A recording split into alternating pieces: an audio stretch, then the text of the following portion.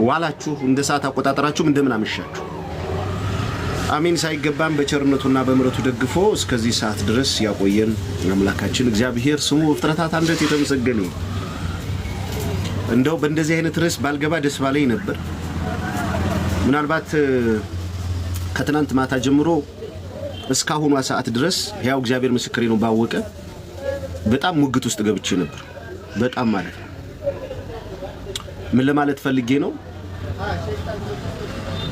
ሰው በዚህን ያክል ደረጃ ወርዶ በዚህን ያክል ደረጃ ራሱን ጻድቅ አድርጎ ነገር ግን የሰዎችን ያውም ደግሞ ይስሩት አይስሩት በማናውቁ እነሱና እግዚአብሔር ባወቁት የሥጋ ድካም በዛ የሥጋ ድካም ተነስቶ ወይም ደግሞ አንስቶ ራስን ጻድቅ አድርጎ ለመሄድ መቁጠር በራሱ በጣም ትልቅ ችግር ያለበት ነገር ሆኖ ግን በዚህን ያክል ደረጃ እንዴት ሰዋዊ የሆነ ባህሪያችን ወረደ ነው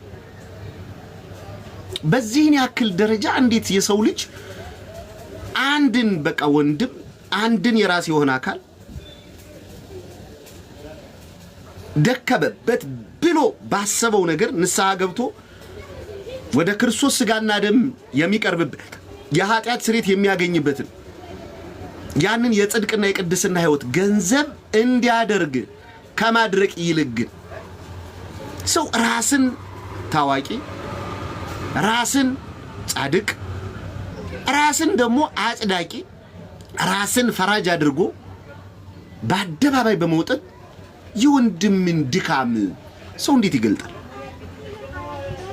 ሰው እንዴት አንድ ስለወደቀ ወንድም እኮ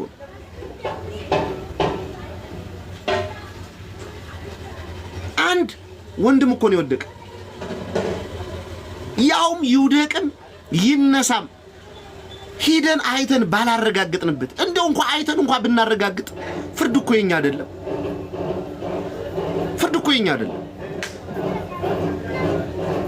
ፍርድ የኛ አይደለም ፍርድ ማን ነው አንተን ፈራጅ ያደረገ እንዴ ማን ነው ዛሬ እኛን ተነስተን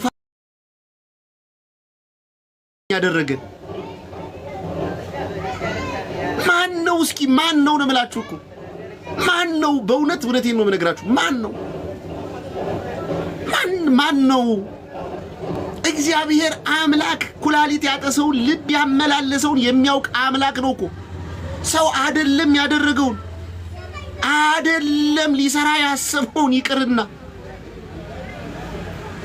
በእግዚአብሔር ዘንድ ነገራችን ሁሉ የተገለጠን የተራቆትን እንደሆነ እየታወቀ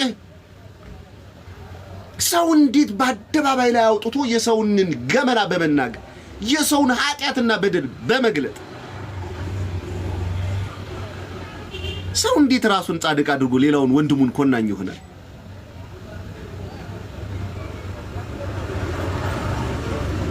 የምር መጀመሪያ ወደቀ ያልነውን ወንድማችንን እንደው በውስጥ በኩል ደውለን ከዚህ ድርጊቱ ከዚህ ክፋት ሐሳቡ እንዲወጣ መክረነው ይሆን እርግጠኛ ነኝ አልመከርነው አላደረግነው የምር ነው የምላችሁ የምርም ተጽዕኖ ፈጣሪ መሆኑን ዛሬ አረጋግጥ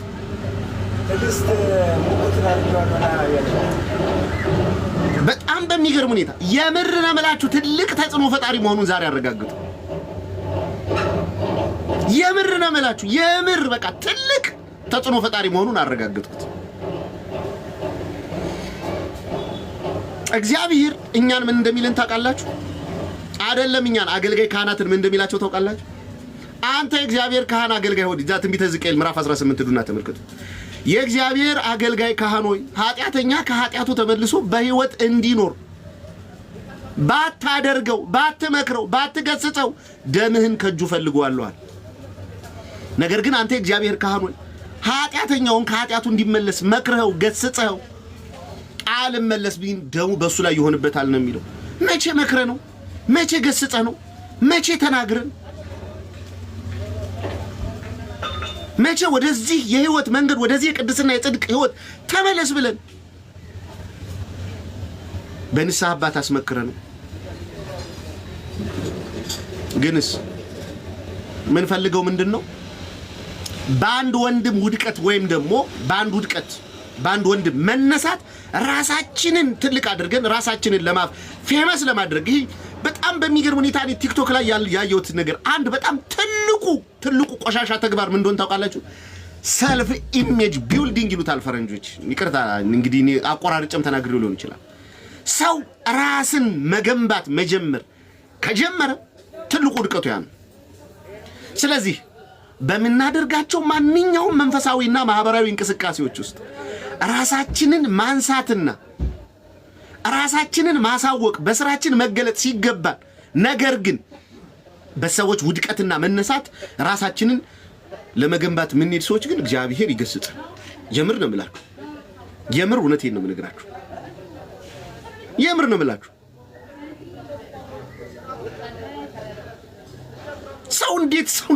ሰው እንዴት በገዛ ወንድሙ ላይ ማንኛችንስ ያልሰራነው በደል አለ? ያልሰራነው ኃጢአት አለ እንዴ?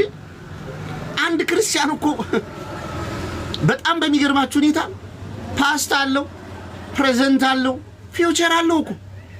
ያለፈ ታሪክ አለው፣ ያሁን ታሪክ አለው፣ ወደፊት የሚጠብቀው ደግሞ ታሪክ አለ። ስለዚህ አንድ ክርስቲያን ባለፈ ህይወቱ የወደቀባቸው ነገሮች ሊሆን ይችላል፣ ተሰናክለን ሊሆን ይችላል፣ ወድቀን ሊሆን ይችላል። አዎ የኔን ህይወት ገልጬ በነግራችሁ ምናልባት ከዚህ በኋላ ለምናገራቸው ቃላቶች እንኳን ከዚህ በኋላ እውነት ይህ ልጅ ግን እንደው ከዛ ህይወቱ ወጥቶ በእንደዚህ አይነት ህይወት ውስጥ እየኖረ ያለ ሰው ነው እንዴ አራራራ ብላችሁ ቃሌን እንኳን ለመቀበል ልትቸገሩ ትችላላችሁ። ያለፈ ማንነታችንን ብንናገር እግዚአብሔር እኛን ከማንሳቱ እግዚአብሔር እኛን ከመቀደሱና በተቀደሰው አደባባይ ላይ ከማቆሙ በፊት የነበረንን ህይወት ብናሳያችሁና ብንገልጥላችሁ ምናልባት የእግዚአብሔር ልጆች ምናልባት እኛንም በእንደዚህ አይነት ሁኔታ ልትመቱን ትችላላችሁ። የምንናገረውን ቃል ራሱ አምናችሁ ከመቀበል ይልቅ ተጠራጣሪ ልትሆኑ ትችላላችሁ። ያለፈ ህይወት አለ፣ አሁን ራሱ ያለን ህይወት አለ። ጎበዝ ተው እንጂ ጎበዝ። አሁን እኮ ያለፈ ህይወት አለ ብቻ አይደለም፣ አሁን ያለ ህይወት አለ። ይህ ህይወታችን እኮ በመውደቅና በመነሳት መካከል ያለ ነው። እንዴ አንድ ኦርቶዶክሳዊ ሰው ድናሃል ሲባል መልሱ ምንድነው? ያልነው መልስ ድኛለሁ፣ እየዳንኩ ነው፣ ያድነኛል በያደለ መመስከር። እንዴ እየዳንኩ ነው ማለት ምን ማለት ነው? ያ የተቀበልኩትን ድህነት ሊያሳጣኝ የሚችል የሥጋ ድካሞች በዚህ ዓለም ላይ ስላሉ እየወደኩ እየተነሳው በንስሐ ህይወት ውስጥ እየተመላለስኩኝ ራሴን ከክርስቶስ ጋር ለማኖር እደክማለሁ እያልኩ አይደል እንዴ? እያልን አይደል እንዴ?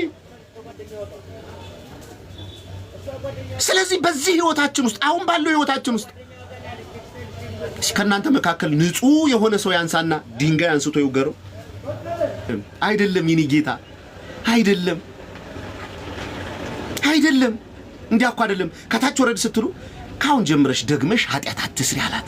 አው የተሰራው ኃጢአት ነው፣ በደል ነው፣ ክፋት ነው። ግን ሰሙ በዚያ በደሉ በዚያ ኃጢአቱ ተጸጽቶበት ወደ እግዚአብሔር የሚመለስ ከሆነ እግዚአብሔር በምህረት ይቀበለዋል። ትናንትና ባደረግነው ኃጢአት ባቆሰልነው ባደማነው እግዚአብሔር ፊት ተመልሰን ስንመጣ ጌታ ሆይ ማረን፣ ይቅር በለን ብለን ስንለምነው አይ ትናንትና እኮ እንዲህ አድርጋችሁኛል እናንተን ይቅር አልልም ቆይ እንገናኝ ብሎ የሚዝት አምላክ አይደለም ያለን። የሚዝት አምላክ አይደለም ያለን። ስለዚህ የእግዚአብሔር ልጆች አረ ማን ፈራጅ ያደረገህ አንተ? ማንህና ነው ፈራጅ ያደረገ? ታች ላይ ተቀምጦ ኮሜንት እንደመጻፍ እንዳይመስልህ። እስኪ ራስህን ፈትሽው። ፈትሽው። ከትዳር አጋርሽ ጋር በነገሪቱ ሁሉ ትንሽ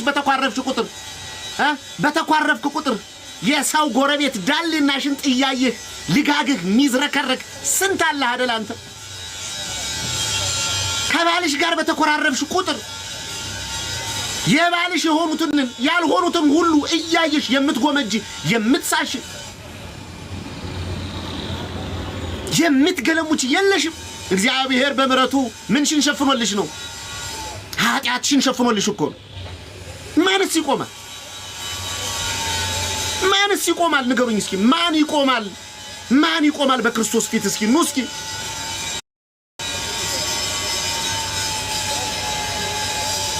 አዋርዳለሁ ስትሉ ትዋረዳላችሁ። በጣም በሚገርም ሁኔታ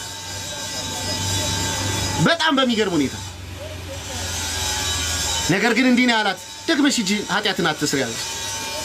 ወድቀን ሊሆን ይችላል፣ ስተን ሊሆን ይችላል። ኦፍ ኮርስ ወድቀናል፣ በቃ ስተናል እኮ።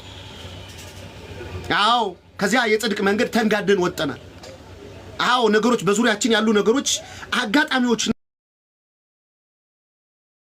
ነገሮች ሁሉ በጠቅላላ ወደማንፈልገው አቅጣጫ ወስደውን ወድቀን ሊሆን ይችላል። ግንስ ደግሞ መሐሪ አምላክ አለ። ተሳስተናል፣ በድለናል። ስለዚህ ያ የበደልነውን ኃጢአት ወደ ክርስቶስ አቅርበን ንስሐ ተቀብለንበት በክርስቶስ ደም ነስተን እንድንነጻ መንገዱን ነው እንጂ ማሳየት። ሰው እንዴት ይህን ወደቀ ብሎ ሰው ድንጋይ አንስቶ በወንድሙ ላይ ይወረውራል? ሰው እንዴት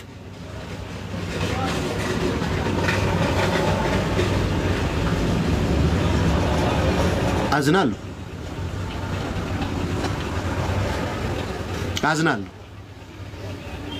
አምላከ ቅዱሳን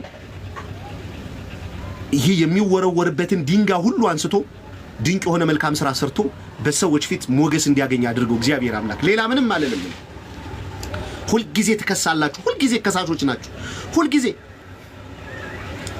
በጣም በሚገርማችሁ ሁኔታ ሰው እኮ ደፋር ነው።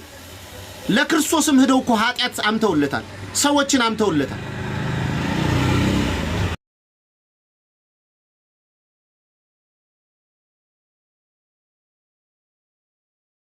ሉቃስ ወንጌል ምዕራፍ 13 ላይ እንድማ በእናታችሁ ንስሐ በማይገቡ ሰዎች ላይ እግዚአብሔር አምላክ እንዴት አይነት ቅጣት እንደሚያስተላልፍ ክርስቶስ እንዴት እንደሚፈርድባቸው በምሳሌ ያስተማረበት ትምህርት ነው።